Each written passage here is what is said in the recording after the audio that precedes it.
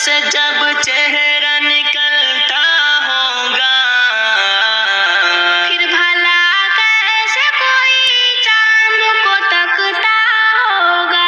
या मुदर्रिस रहा होगा। यकीन जानिए कि हम किसी मदरसे के पढ़ाने वाले मुदर्रिस हैं। मेरा ताल्लुक़ आपके इलाके से ज़रूर है, लेकिन मैं रहता दारुल इस्लाहुल मुस्लिमीन फलका कटिहार में। वहाँ मेरा 14 साल गुजर चुका है और उसमें मैं तालीम देता हूँ अल्हम्दुलिल्लाह। लेकिन यकीन जानिए आज स्टेज तक जो नतीजा हज़रत मौलाना मुमताज़ साहब ने अभी आपके सामने दिल की दास्तां सुनाई कि मेरे दिल में भी एक तड़प है कि कौम तक मैं एक पैगाम पहुँचाऊँ। मेरे दिल में जो तड़प है वो मैं कौम तक पहुँचाऊँ। यकीन जानिए ये एक नेक साले आलिम की तड़प है।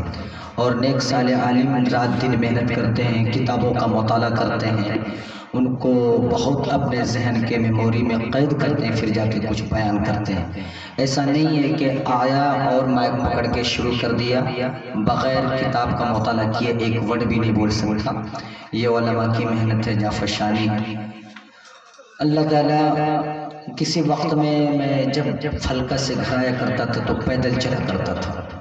दुआ होगी, आप लोग अंदर आ जाइए। पैदल चला करता था। जब मैं निज़ामत किया करता था तो मौलाना मुमताज़ साहब तो आप तो जानते ही हैं, मैं जब मुरगल्ला से रघुवंश नगर गया था तो साइकिल मेरी पंक्चर हो गई थी। तो उस वक्त साइकिल पंक्चर होने के बाद मेरे पास पंक्चर के पैसे नहीं थे, लेकिन अल्लाह ने वो वक्त भी दिखाया कि एयर इंडिया के ज़रिए मैंने अल्लाह का फजल है कि हिंदुस्तान के बड़े बड़े शहरों में सैर किया, बल्कि हिंदुस्तान के अलावा दीगर ममालिक का भी दौरा किया। ये अल्लाह की तरफ से खुशनसीबी है और इस्लाम के बारे में ये सआदत मिली है। अल्लाह हर आदमी को नेक काम करने की तौफीक फरमाए। आप हजरात से गुजारिश है कि मैंने शाम से अब तक एक दूसरे लहजे में बात किया, वो एक मजबूरी है। आप समझ रहे होंगे कि ये कोई शायर है या इसे वैसे। देखिए, नाज़िम जलसा जो है उसकी मजबूरी होती है कि आपको उस दुनिया में ले जाया जाए, उस लहजे में ले जाया जाए। किसी को मैंने रुलाया भी, किसी को मैंने तकलीफ़ भी दी, कितने लोगों के नींद को मैंने खलल भी किया, लेकिन यकीन जानिए अल्लाह के घर के लिए मैंने किया। ये मैं अपने घर बनाने के लिए नहीं किया। अगर दिल में कोई तकलीफ़ हुई हो आप लोगों को तो माफ़ फरमा दें।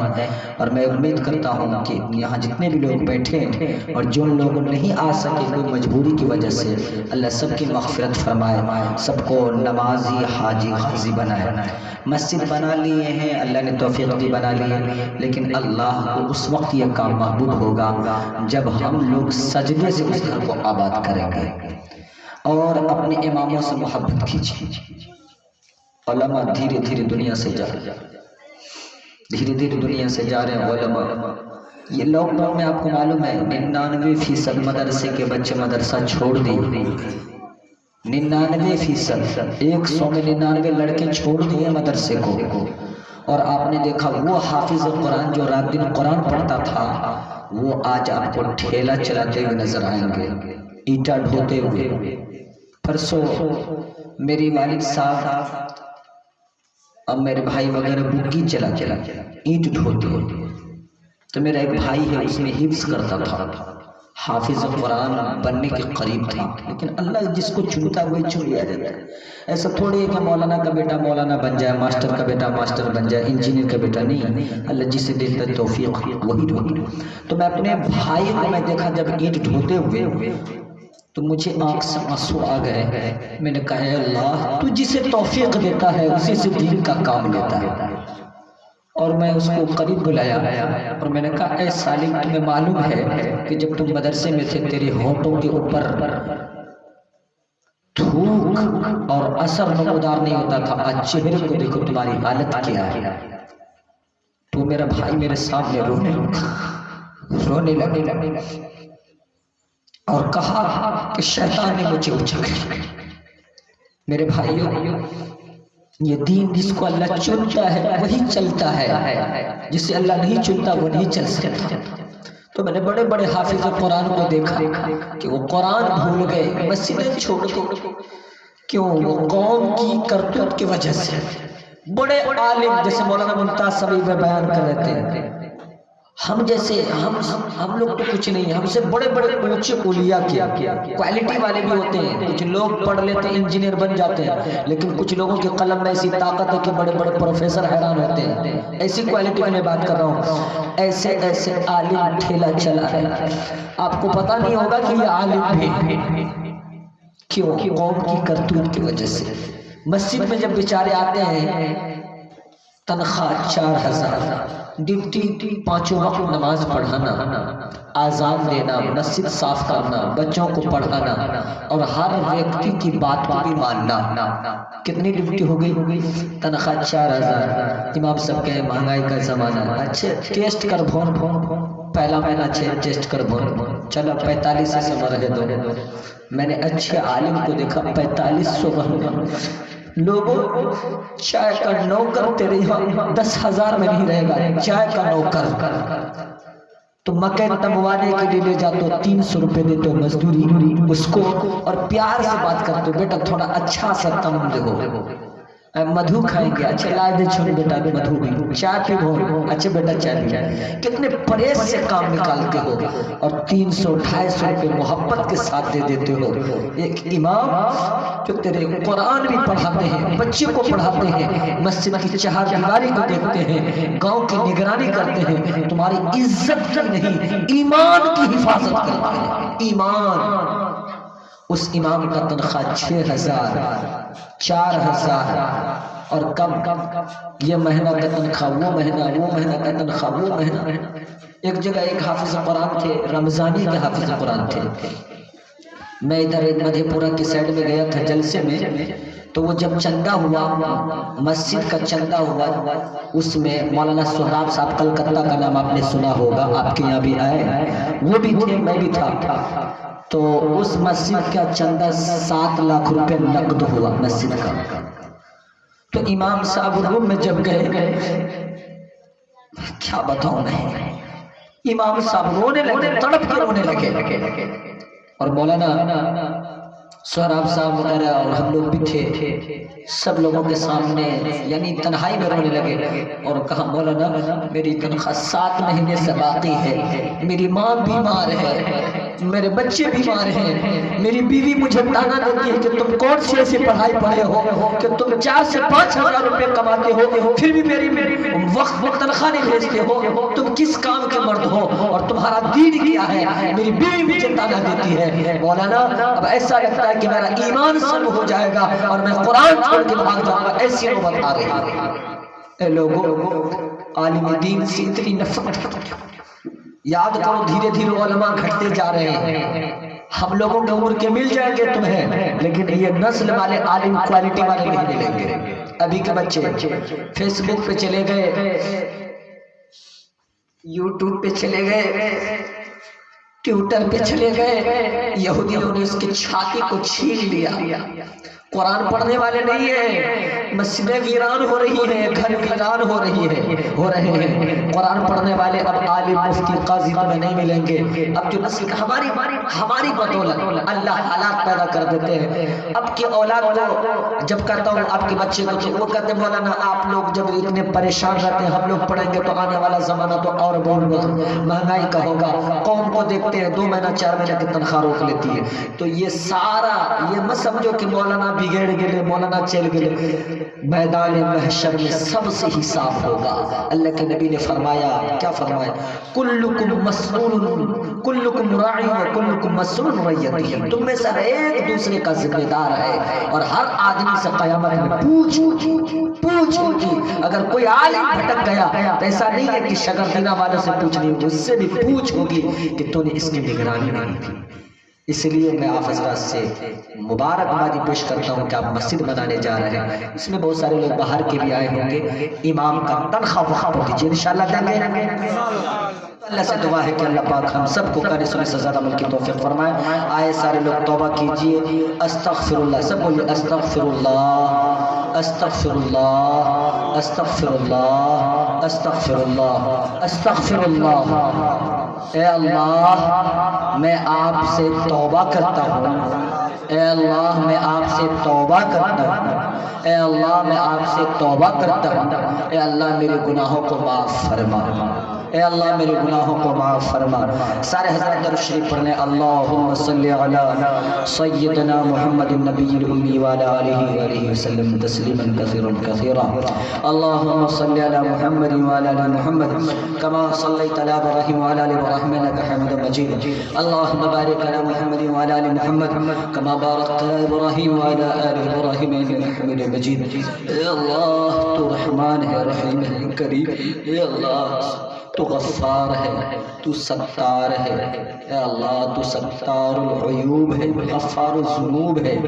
اے اللہ آپ کتنے رحم کرنے والے رب ہیں کہ آپ ہم میں سے ہر آدمی کے دل کی بات جانتے ہیں، کون کتنا نیک ہے سب جانتے ہیں۔ اے اللہ سب سے بڑا گناہگار پاپی مجرم میں ہوں۔ اے اللہ میرے گناہوں کو اگر یہ لوگ دیکھ لیں یقیناً اپنے گاؤں سے اپنے گاؤں تو کیا ہمارے نام سن کر تھو تھو کریں گے۔ اے اللہ ہم نے اتنے بڑے گناہ کیا ہے جسے تو جانتا اور میں جانتا ہوں۔ اے اللہ آپ جاننے کے باوجود آپ نے میرے گناہوں پر پردہ کیا۔ اے اللہ ہر ایک آدمی کے گناہوں کو آپ جانتے ہیں اور کتنے رحیم ہیں کہ آپ ہر ایک کے گناہوں پر پردہ کرتے ہیں، لیکن ہم لوگ کسی کے بارے میں کچھ نہیں جانتے، لیکن صبح سویرے اٹھ کر چائے کی دکانوں پہ کہتے ہیں کہ فلاں ایسا ہے فلاں ویسا ہے۔ اے اللہ ہم سب کے گناہوں کو معاف فرما۔ اے اللہ ہم سب کے کرتوت کو معاف فرما۔ اے اللہ یہ ہم میں سے کوئی آدمی کسی کے عیب کو نہیں جانتا، لیکن پھر بھی عیب جوئی کی تجسس میں لگا رہتا ہے۔ اے اللہ ہم سب کی ان تمام چیزوں سے حفاظت فرما۔ اے اللہ اس محفل کے اندر اے اللہ جس کی داڑھی سفید ہو گئی ہے، اے اللہ سفید داڑھی والے سے آسمان کے فرشتے بھی حیا کرتے ہیں۔ اے اللہ اس محفل میں نوجوان بھی ہیں، اے اللہ ہمارے قوم کے جوانوں کی جوانی کو محفوظ فرما۔ اے اللہ ہمارے قوم کے نوجوان اے اللہ جو تیرے نبی کی امت ہے، اے اللہ اس کے سینے کی حفاظت فرما۔ اے اللہ آج اس نوجوانوں کا بال کافروں کی شکل کی طرح بال کٹا رہے ہیں، اے اللہ کپڑے ایسے پہن رہے ہیں کہ ان کے کپڑے سے نماز فاسد ہو جائے گی۔ اے اللہ تمام نوجوانوں کی حفاظت فرما۔ اے اللہ نوجوانوں کی دین کے اوپر سنت کے اوپر شریعت کے اوپر عمل کرنے کی توفیق فرما۔ اے اللہ یہ سرزمین اے اللہ نیا ٹولہ شکردینہ میں ایک جو مسجد کا انعقاد، مسجد جو بننے جا رہی ہے، جس کی تعمیر ہونی ہے، چھت کی ڈھلائی ہونی ہے، اے اللہ اس کو تو بحق قبول فرما۔ اے اللہ اس چھت مجھے معلوم چلا کہ کئی سال تک یہ مسجد کی بنیاد ڈال دی گئی، لیکن کئی سالوں تک مسجد یوں رہی۔ اے اللہ ایمان والوں کے دل میں ترس آیا کہ میرا گھر مکان کا بن چکا ہے، ہم لیٹرین میں ٹائلز لگاتے ہیں لیکن اللہ کا گھر یوں ہی پڑا ہوا ہے۔ اے اللہ ان کے دل میں غیرت آیا۔ اے اللہ اس کے لیے شکردینہ کے نوجوان، یہاں کے بوڑھے بچے، ماں بہنوں نے اللہ بہت بہت تعمیر کی۔ اے اللہ سب کے تو نیکی کو قبول فرما۔ اے اللہ اس میں حافظ عظیم الدین صاحب اے اللہ یقیناً یہ بہت بڑے کام کر گئے۔ حافظ عامر صاحب اور ان کے جتنے بھی دوست یار ہیں، ان کے اہل خاندان ہیں اور شکردینہ کے نوجوان ہیں، اے اللہ ان لوگوں کی جھولی میں تو ایک مسجد کی تعمیر کا ایک بہت بڑا تحفہ گیا۔ اے اللہ میری زندگی میں بھی یہ تحفہ عنایت فرما۔ اے اللہ جن لوگوں نے رات کی اندھیری، بہت سارے لوگ اپنے پیسے 200 500 5000 روپے ایسے ایسے رکھے جو اپنی ضرورت کے لیے رکھے تھے، لیکن تیرے گھر کے نام پر انہوں نے رقم دیا۔ بہت ساری ماں نے اپنے ناک کی زیور جو اپنے بدن کی زینت کے لیے بنائی تھی، لیکن تیرے راستے میں قربان کیا۔ بہت ساری ماں اپنے پاؤں کا پائل کھول کے دیا، بہت ساری ماں اپنے ہاتھ کے کنگن کو تیرے راستے میں اے اللہ قربان کر دیا۔ اے اللہ تمام لوگوں کے دینے کو تو قبول فرما۔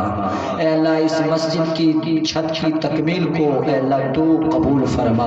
اے اللہ اس میں نماز پڑھنے کی ہم سب کو اے اللہ توفیق فرما، خاص طور سے ہماری ماں بہنیں۔ اے اللہ اگر یہ نیک بن گئی تو دنیا نیک ہو جائے گی۔ آج سموہ سودی کاروبار ہر گھر میں چل رہا ہے، اور جب سے یہ سودی کاروبار سموہ آیا ہے، ہر ماں کے آنچل سے خیر و برکت اٹھ گئی ہے۔ ہر گھر میں لوگ پریشان ہیں، 500 1000 روپے کے لیے پریشان ہو جاتے ہیں اور ایک دوسرے کے سامنے ہاتھ پھیلاتے ہیں۔ اے اللہ، یہ سودی کاروبار یہودیوں کا ایجنٹ جو ملک میں چل رہا ہے، گھر گھر لون پاس کروا رہے، سودی رقم 10-20 ہزار میں سارے لوگ الجھے اور پریشان ہیں۔ اے اللہ، ہم تمام لوگوں کے ساتھ سودی کاروبار سے حفاظت فرما۔ پہلے زمانے میں لوگ تھے نمک روٹی کھا کے دماغ چین سکون سے سوتے تھے اور تیری عبادت کرتے تھے، اب تو سب دنیا میں پریشان ہے۔ اے اللہ، دنیا سے ہم سب کی حفاظت فرما۔ اے اللہ، میری ماں بہنوں کو خاص طور سے اللہ مجھے نمازی حاجی غازی بنا۔